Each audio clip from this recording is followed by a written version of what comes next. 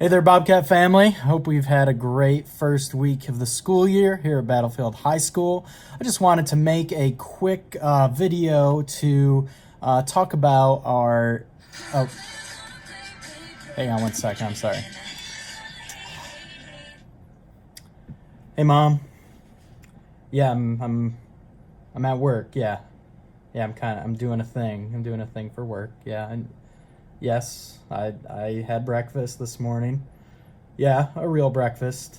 I, yeah, I know a donut is not a real breakfast. Okay, I gotta get back to work. Okay. All right. Love you, Mom. All right. All right. Bye. Sorry about that. So I wanted to talk about our cell phone policy. And hang on, my wife's texting me. Yes, I called. Talked to my mom. She called. Yeah.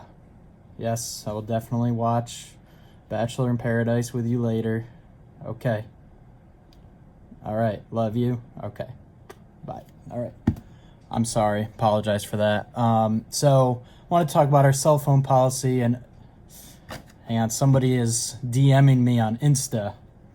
No, I made that up. I don't even know what that means. So anyways, I wanted to talk about our cell phone policy.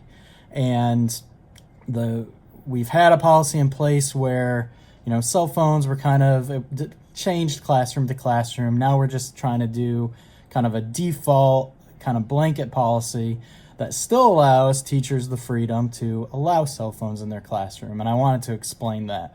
So we have something here at Battlefield High School called the IOIC. It's the Instructional and Organizational Improvement Council.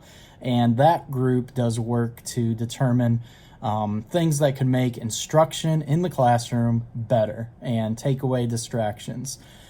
They looked at our current policy coming into the year, which basically said teachers would have a poster and they would be able to rank on their poster if students could use their cell phones or if they can't, or how that works.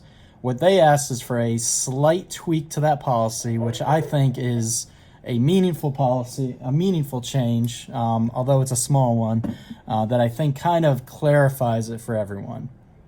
And what I'm about to explain is what we've put into place. It's also gone through the Principal's Advisory Council, which consists of parents, teachers, and students. So what's going to happen is the default is going to be you can use phones in the hallways, you can use phones in cafeterias. I mean, we're not going to be able to just do away with phones completely, nor do we necessarily want to in this day and age. But when you cross the threshold of that classroom, there are no phones, unless your teacher has given you permission to use phones or use personal devices. So that's it. All you have to do to comply is make sure your phones are away so that when you go into class for instruction, it can be an environment that is conducive to everybody's learning without distractions. That doesn't mean that you can't. It just means your teacher is going to be in charge of letting you know when and if you can use phones. Now, I love these things. They're great. I depend on my phone. I use it constantly.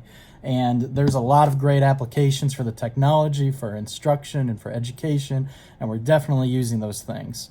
But they are a distraction, and I do think that it's not just the students, the adults, we're kind of addicted to these items.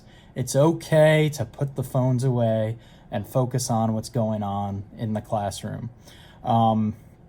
So you'll wait for teacher permission. That's all you have to do.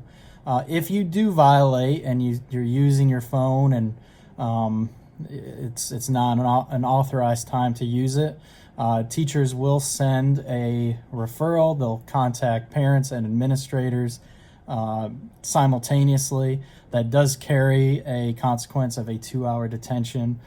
So all you have to do to avoid that is have your phone away until a teacher says you can. Now, parents, you can still communicate with your student at any time. You can call the school or you can get a message right to them. There still will be times where students have access to these devices. You don't have to worry that they're just cut off from the world. They're not. They're available to you, of course. But we do want to minimize the distractions in class. We do want to make the environment a little easier for teachers to teach in as these things just become more commonplace and the notifications just go crazy, as they do for me too. So it's okay. We're going to put our phones up a little bit more this year when we're in the classroom, and wait for the teacher's signal if we're going to use those. So feel free, students, parents, anyone, feel free to send me any feedback, any questions you might have about this slight change, hopefully an improvement to the learning environment, and I'd be happy to have that discussion. Thank you for your time today. Have a great one.